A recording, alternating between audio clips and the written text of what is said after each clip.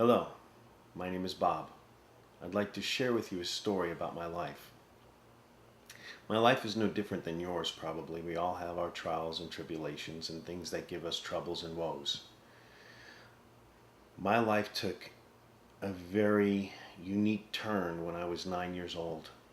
We were in upstate New York at a place called Lake Ouija, my family and my cousins. We were out on a raft and my youngest cousin Joe was jumping off. I told him that the sand was really soft there and that if he kept jumping off that way, his feet would get stuck and it could be dangerous. Like most young kids, he didn't listen to me and he jumped off, putting his hands and his feet out like a needle, and he went straight down. And he didn't come back up.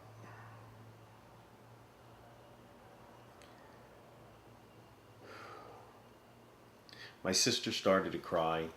My cousin, hurry up, do something, do something.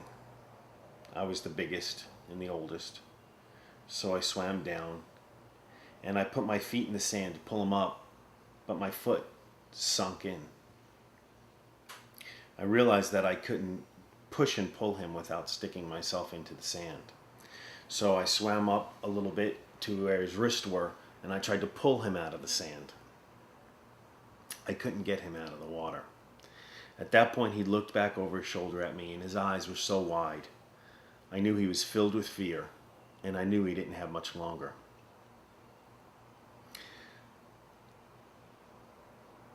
I made a unique decision that day, and I don't regret it, and I'd probably do it again.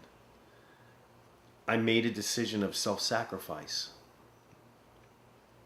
It was so instantaneous, I don't really even think I thought that much about it.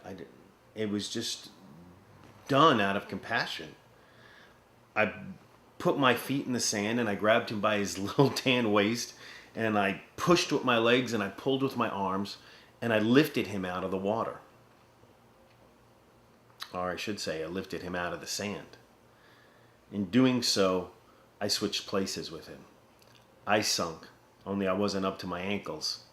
I was up to my knees almost, mid-calf. He swam up, got a breath of air, and came down and repeated the process. He tried to grab my arms and pull me.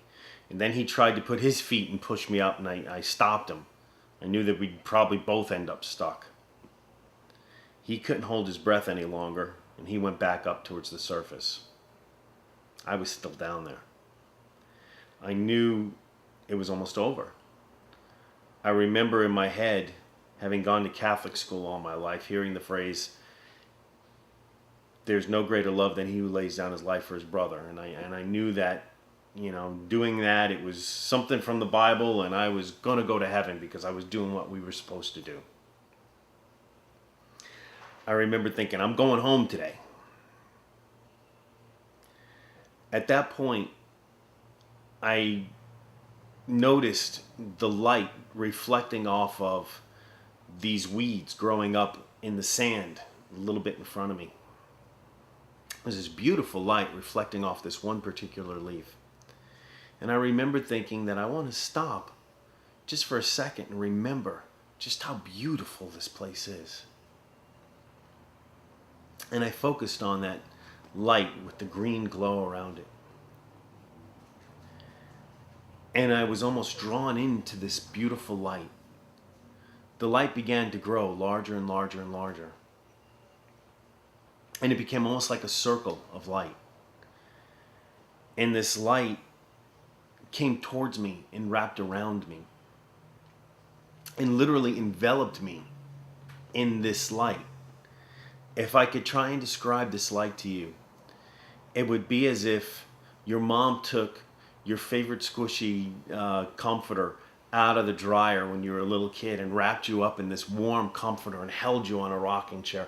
It was like being wrapped in warm love. Oh my God, it was such a beautiful feeling. I remember thinking, I'm going home. And at that point, inside my head, I heard a voice that said, "Someday soon, but not today. There's many things left for you to do."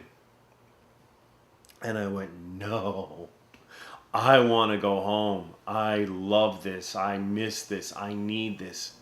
My life up to that point had been very difficult. I had an abusive grandmother who I think was molested when she was a child. And she used to tell me that if it wasn't for the fact of my male genitalia, I was a perfect baby. She would grab it and pull it and pinch it and say, we need to take this off. You'd be perfect if it wasn't for this. You're going to grow up and use this to hurt women. And she'd bite at it and tell me that she was going to cut it off with scissors. I remember hiding when I was a kid in the closet to stay away from her. I've prayed for her a lot, and I'll talk about this later on. So at that point in my life, I didn't like it here anymore. I was happy to leave. I wanted to go. And the voice inside my head said, someday soon, but not today. There's still many things left for you to do. And I remember being really like deflated. I wanted this so bad. I wanted to leave. And in my head, all of a sudden flashed this image of Jacques Cousteau fanning the sand to release this ancient Roman or Greek vase out of the Mediterranean Sea. And they talked about how when you pulled it, the sand created a suction, but you had to fan the sand away, and the sand was so light it just all blew away. And she said, now do that. So I bent down and I went like that, and the sand all flopped away and I was down to my ankles. And she said, now get yourself out. And I started to move my right foot and I started to sink in. And she said, no, no. And at that point, I saw a snowshoe in my head. And she said, look how it separates, it displaces your weight upon the snow. So what I did was I bent down and I pulled my right leg out, and then I used the long part of my shin to place it onto the sand. And with that, then I pulled out my right foot. And at that point, I started floating up. And I remember thinking, oh, she's just teasing me. I'm coming home. And I floated up and I floated up. I'm floating right into this light. And it was just like, oh, I'm coming home. And then the next thing I knew, I was coming out of the water and the water was peeling off my face. And the light was the sun high above my head. And I had to blink, it was so bright. And I look over and my sister and my two cousins were on the dock holding each other and they were crying. And I asked, what's wrong? And my sister looked at me and she said, how did you do that? How did you stay underwater that long? And I said, what are you talking about? She said, you're always trying to tease me. Why do you tease me all the time? You're such a jerk. And I was 9 years old. I splashed water at her and I said, shut up. And I put my face down in the water and I dove under and I swam away. And for the longest time, I didn't talk about this to anybody.